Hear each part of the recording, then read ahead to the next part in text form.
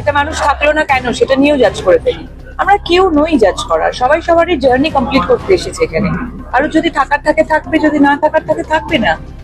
আমাদের রাস্তা কোথাও একে অপরের কোথাও ক্রস করে না, সে তার রাস্তা তার তার যাত্রাটা যেন শুভ হোক, এটাই আমি চাই। আমার জন্য শুভশ্রী রাজকে ছাড়ছে না, বরং শুভশ্রীর রাজের সাথে আর হ্যাপি নেই, তাই সে রাজকে ছেড়ে দেওয়ার সিদ্ধান্ত নিয়েছে। এবার সাংবাদিকের সামনে এমন কথা বললেন অভিনেতা দেব। সকলেই জানেন আবারও জুটি বেঁধে ছবিতে কাজ করতে যাচ্ছে দেব ও শুভশ্রী। এদিকে দেবের সাথে পরিচয় হতে না হতে রাজের সঙ্গে ঝামেলা শুরু হয়ে গেছে, এমনকি তারা আর সংসার করতে চায় না বলেও জানান অভিনেত্রী। এদিকে রাজ শুভশ্রীর এই অবস্থার জন্য দায়ী করা হচ্ছে দেবকে।